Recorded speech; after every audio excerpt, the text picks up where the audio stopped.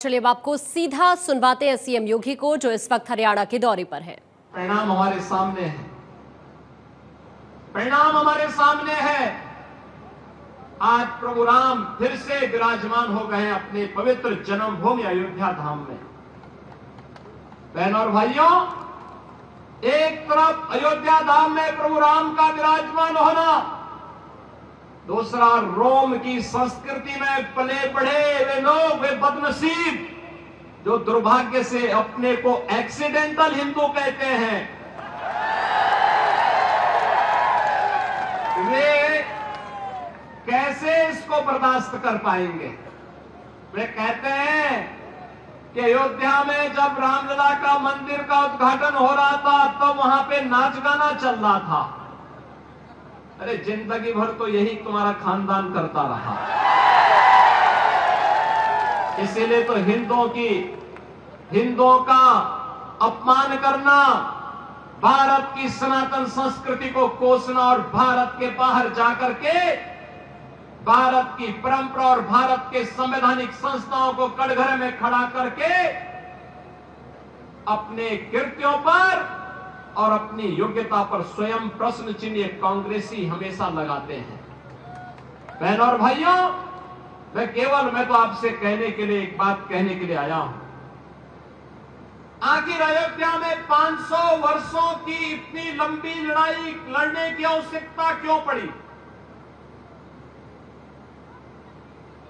1526 में जब अयोध्या में रामलला के पवित्र जन्मभूमि पर भगवान रामलला का मंदिर तोड़ करके एक गुलामी का ढांचा खड़ा कर दिया गया था, बहनों और भाइयों, इसकी नौबत ही नहीं आनी चाहिए थी।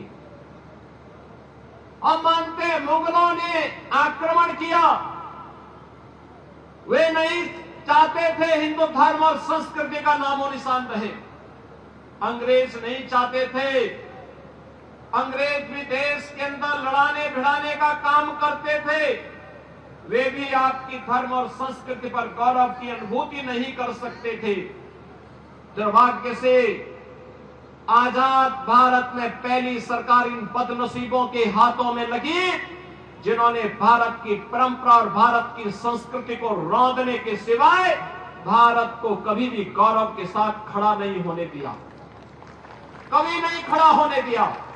और इसीलिए आज मैं आप सबसे कहने के लिए आया हूं कि बहनों और भाइयों, 2014 में मोदी जी देश के प्रधानमंत्री बने, 2017 में उत्तर प्रदेश में भारतीय जनता पार्टी की सरकार बनी और उत्तर प्रदेश में डबल इंजन की सरकार जब बनी और डबल स्पीड से चलना प्रारंभ हुई, मात्र 2 वर्ष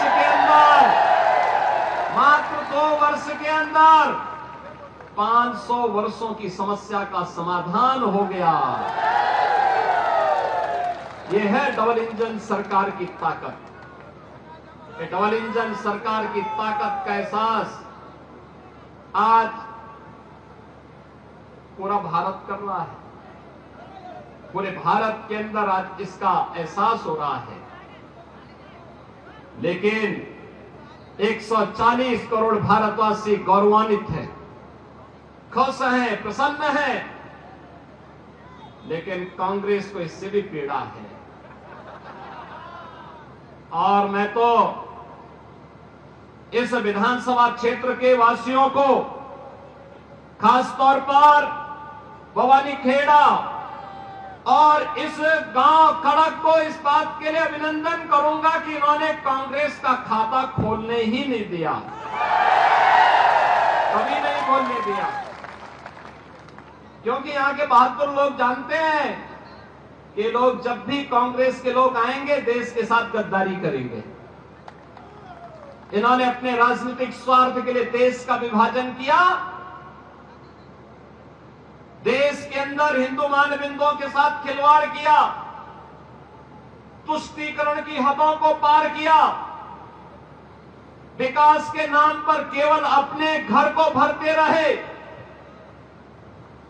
और भारत की संस्कृति को, भारत की परंपरा को पोषने के सिवाय भारतवासियों को इन्होंने कोई भी ऐसा क्षण उपलब्ध कराने के लिए कभी प्रयास नहीं किया जिस पर हर भारतवासी गौरव के साथ आगे बढ़ सके।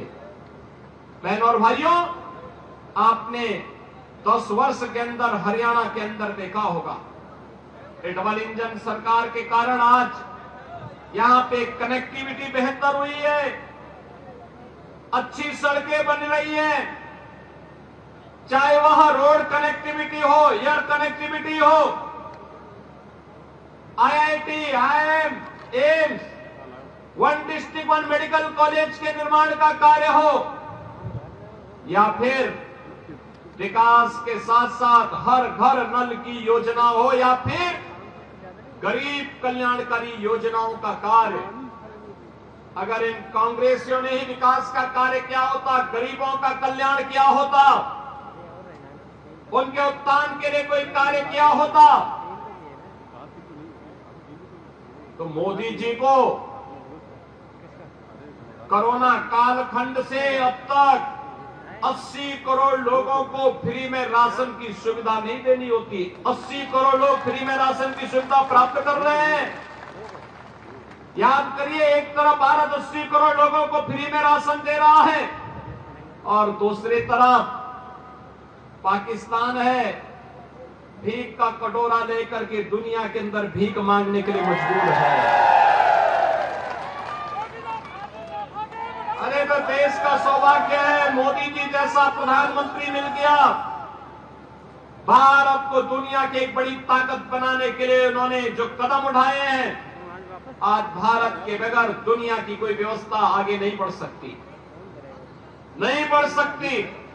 आज मोदी जी के नेतृत्व में भारत दुनिया की एक ताकत बनकर के उभर करके आगे बढ़ रहा है। और यही कारण है, जब देश के पास संसाधन है, ये कांग्रेस के लोग तो कहते थे कि देश के संसाधनों पर पहला अधिकार मुसलमान का होगा, लेकिन मोदी जी ने कहा नहीं, देश के संसाधन पर पहला अधिकार गरीब का होगा, कमजोर का होगा, वंचित का होगा, दलित का होगा, पिछड़ों का होगा, दलितों का होगा। समाज के प्रत्येक तबके को विकास की योजना का लाभ दिया जाएगा। और 80 करोड़ लोगों को फ्री में राशन, 60 करोड़ लोगों को 5 लाख रुपए की आयुष्मान भारत की सुविधा, 12 करोड़ किसानों को किसान सम्मान निधि, 12 करोड़ गरीबों के घर में शौचालय, 10 करोड़ गरीबों के घर में उज्ज्वला योजना के कनेक्शन, और 4 करोड़ गरीबों के घर बनकर के तैयार हो गए हैं, उन गरीबों को उपलब्ध करवाया है। और कहीं भी मोदी जी ने ये नहीं कहा कि ये मैंने किया, उन्होंने तो कहा कि त्वदीयम वस्तु गोविंद तुभ्यमेव समर्पये, जनता जनार्दन आपने मुझे चुन करके भेजा है, ये आपको समर्पित है। ये भाव था। एक तरफ मोदी जी देश को बना रहे हैं और दूसरी तरफ 60-65 वर्षों तक शासन करने वाली कांग्रेस, जब भी इन्हें अवसर मिला, इन्होंने देश को लूट करके दुनिया के अंदर उस पैसे को कभी स्विच बैंक में पहुंचाने का काम किया और कभी कहीं और जगह पहुंचाने का काम किया। इनको देश इनकी प्राथमिकता में कभी नहीं रहा। और इसको आप देख सकते हैं बहनों और भाइयों, जब देश में संकट आता है, सबसे बड़ा इस सदी का सबसे बड़ा संकट था कोरोना महामारी। कोरोना महामारी में पूरी दुनिया पस्त हो गई थी। कुछ ही महीनों के अंदर पूरी दुनिया के अंदर महामारी फैल गई थी।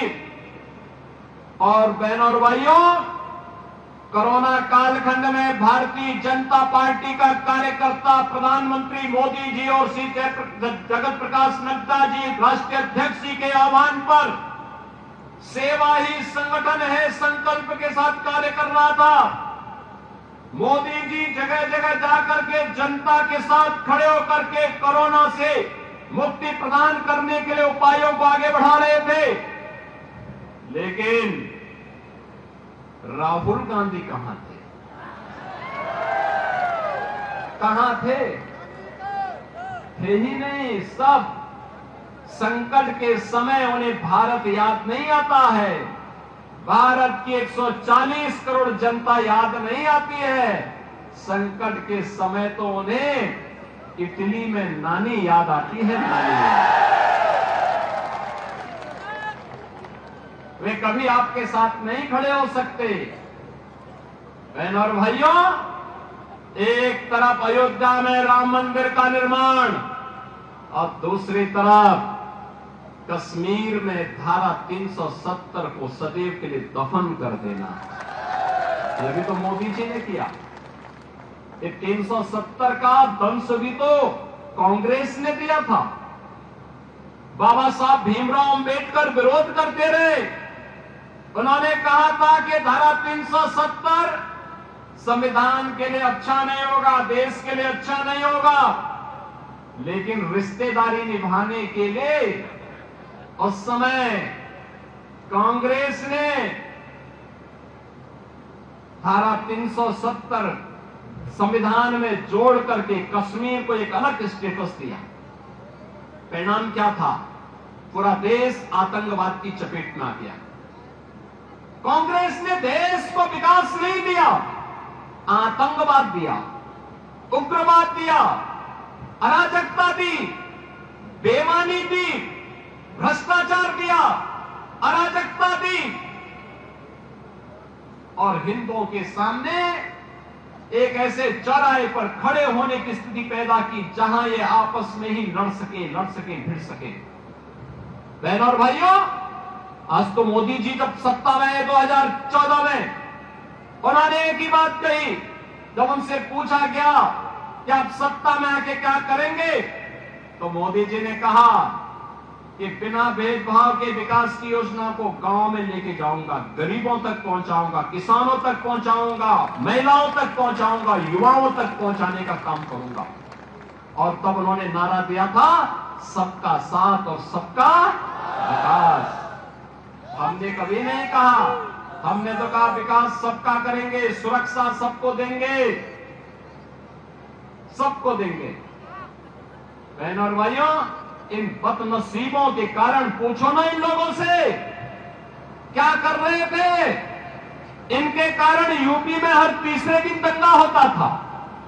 आज मुझे 7.5 वर्ष से मैं उत्तर प्रदेश में हूं, डबल इंजन की सरकार यूपी में है।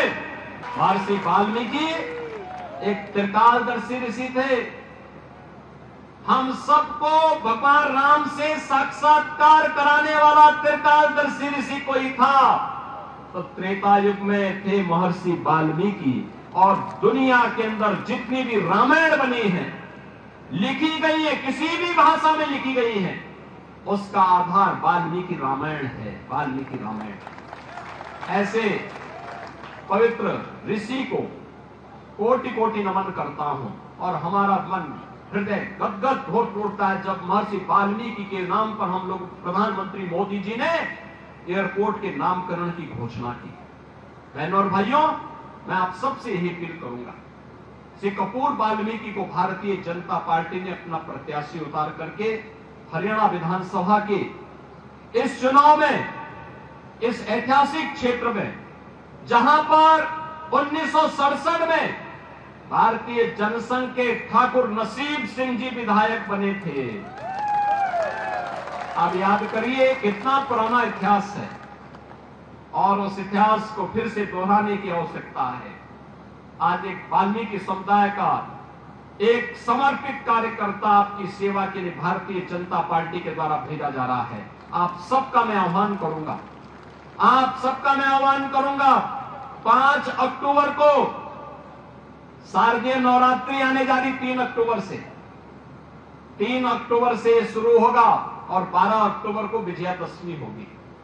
बहनों और भाइयों, विजयादशमी धर्म, सत्य और न्याय की विजय का पर्व है हम सबका।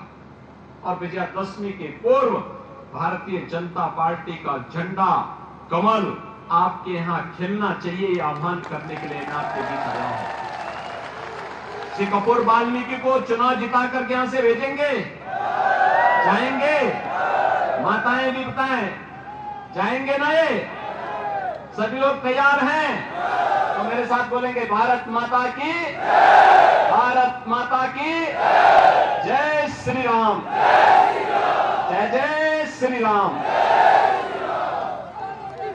रहे थे हरियाणा के बवानी से उत्तर प्रदेश के मुख्यमंत्री योगी आदित्यनाथ को तमाम बड़ी बातों का जिक्र उनकी तरफ से किया गया। कांग्रेस पर जमकर निशाना साधते हुए नजर आए उत्तर प्रदेश के मुख्यमंत्री योगी आदित्यनाथ।